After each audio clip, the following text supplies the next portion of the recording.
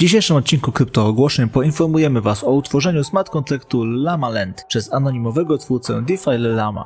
Wspomnimy o największej lekcji kryptowalut wpisanej do Księgi Rekordów Guinnessa oraz opowiemy o pojawieniu się BUSD na sieci Polygon.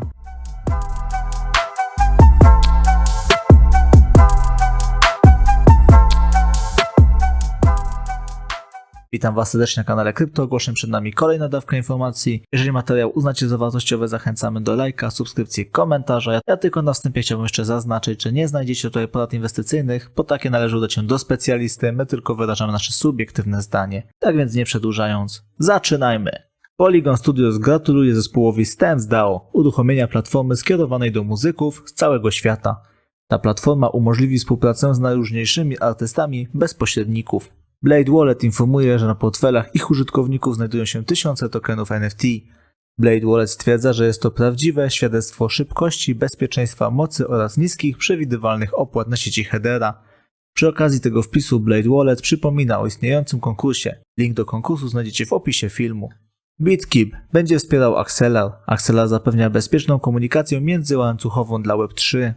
Transit Finance osiągnęło porozumienie z hakerem. Haker ukradł użytkownikom Transit Finance 12,5 tysiąca BNB. Transit Finance przystało na warunki hakera, więc haker może zatrzymać 2,5 tysiąca BNB, a pozostałe 10 tysięcy BNB zostanie zwrócone.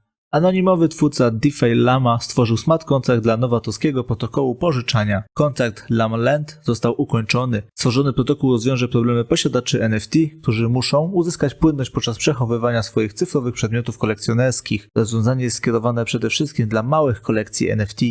Zespół Boba Network informuje o swojej świetnej zabawie podczas wydarzenia ETH Bogota. Boba Network dziękuję osobom przybyłym na to wydarzenie.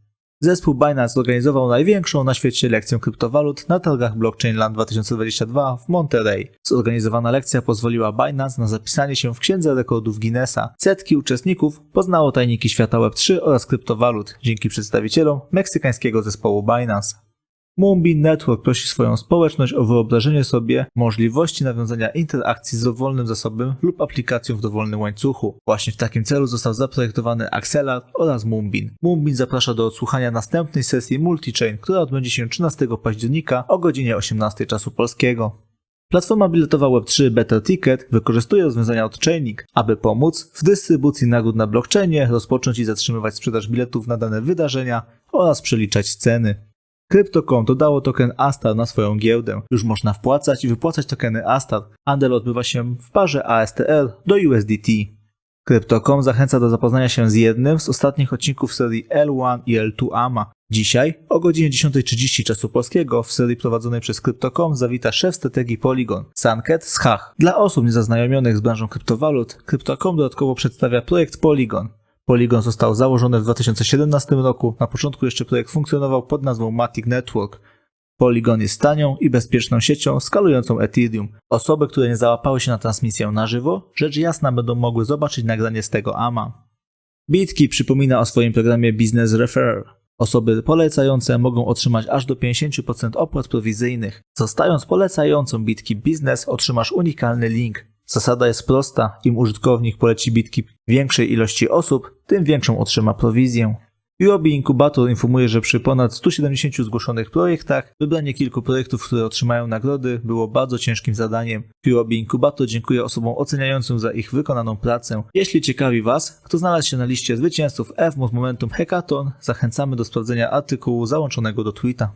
Block Coders ogłosiło uruchomienie pierwszego publicznego marketplace'u NFT na sieci Harmony. Deweloperzy uzyskają otwartą bibliotekę, która umożliwi nawiązanie interakcji z NFT-kami oraz standardowe kompilacje służące szybkiemu uruchomieniu Harmony. Apollo X dokonuje zmian w swoim programie dziennych nagród. Minimalny wolumen obrotu dla dziennego programu nagród został wczoraj zwiększony do 250 USDT. SaucerSwap Labs informuje, że nagrody za przekazywanie na staking tokenów Hedera zostaną wkrótce uruchomione. Profil Bitmart NFT zgromadził 10 tysięcy obserwujących na swoim Twitterze. Zespół Bitmart NFT dziękuję wszystkim, którzy przyczynili się do tego wyniku. W formie ciekawostki możemy dodać, że główny profil Bitmart śledzi ponad 500 tysięcy osób, więc profilowi poświęconemu NFT do tego wyniku jeszcze bardzo dużo brakuje. Arbitrum zapowiada swoje przybycie na wydarzenie DevCon Bogota. Członkowie zespołu będą oczywiście dostępni na stanowisku Arbitrum podczas tego wydarzenia. Wybrani prelegenci z Arbitrum będą opowiadać o skalowaniu warstwy drugiej. KuCoin został wymieniony na liście Fintech 250 stworzonej przez CB Insight. Na liście Fintech 250 znalazły się wszystkie najbardziej obiecujące firmy z branży technologii finansowych. Stellar informuje, że $5 milionów trafiło do 5 firm budujących przyszłość na sieci Stellar. Stellar gratuluje wyróżnienia finalistom programu Bridge Bounty. Nazwy wyróżnionych przez Stellar projektów możecie zobaczyć na swoich ekranach. KuCoin przedstawia kolejną wyprzedaż NFT na KuCoin Wonderland. Seria NFT Genesis Astro Boy to pierwsze tokeny NFT oficjalnie autoryzowane przez Zuka Production. Do sprzedaży trafi 399 NFT Astro Boy. Wyprzedaż rozpocznie się 14 października o godzinie 14 czasu polskiego. Stablecoin stworzony przez Binance, czyli BUSD, jest już dostępny na sieci Polygon. BUSD na Polygon zapewni szybki i bezpieczny sposób na transfer tego stablecoina między różnymi blockchainami. Zespół Polygon jest zachwycony tym posunięciem i nie może się doczekać dalszej współpracy z Binance. Zilliqa publikuje nowy film na swoim kanale YouTube. Tematyką przewodnią tego filmu jest tokenomia. Vlad Totia oraz Kevin Mayer rozmawiali o wpływie użyteczności tokenów na ich finalną wartość oraz została poruszona kwestia kluczowego znaczenia decentralizacji dostaw. Link do materiału znajdziecie w opisie filmu. Sieć warstwy drugiej Boba Beam jest już dostępna na żywo. Enya Labs, główni współtwórcy Boba Network, współpracowali razem z Moonbeam, aby w ciągu kilku miesięcy wdrożyć swoje rozwiązania multi-chain do Moonbeam. Od tego momentu transakcje w ekosystemie Polkadot będą jeszcze szybsze oraz tańsze. Natywny token SaucerSwap Labs jest już dostępny na Hashpot. Binance informuje, że sklapowanie jest jedną z najczęściej stosowanych krótkoterminowych strategii handlowych. W Binance Academy pojawił się artykuł, który został poświęcony temu rozwiązaniu. Osoby zainteresowane zachęcamy do zapoznania się z tym artykułem. Link do artykułu zostawiamy standardowo w opisie filmu. Google ma zamiar wprowadzić możliwość płacenia przy użyciu kryptowalut za usługi dotyczące przechowywania danych w chmurze.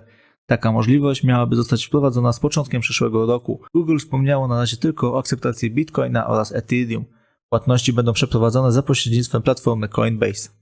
Coinbase otrzymało licencję od Banku Centralnego Singapuru. Otrzymana licencja pozwoli Coinbase na oferowanie swoich usług na terenie Singapuru. Bank Centralny Singapuru zaczął wydawać takie zgody dla firm z branży kryptowalut już w 2021 roku. Osoby fizyczne oraz inwestorzy instytucjonalni z Singapuru będą już mogli oficjalnie i w pełni legalnie korzystać z usług Coinbase.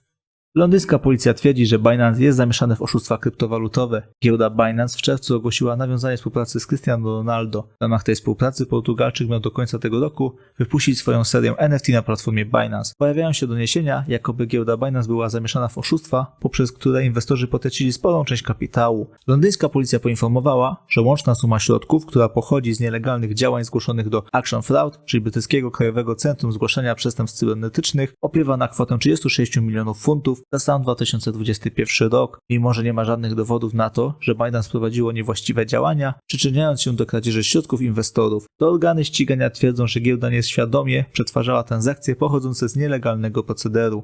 To tyle z informacji, które dla Was dzisiaj przygotowaliśmy. Jeżeli materiał był dla Was wartościowy, zachęcamy do lajka, subskrypcji, komentarza. Dziękuję Wam za uwagę i życzę miłego dnia bądź wieczoru. Cześć!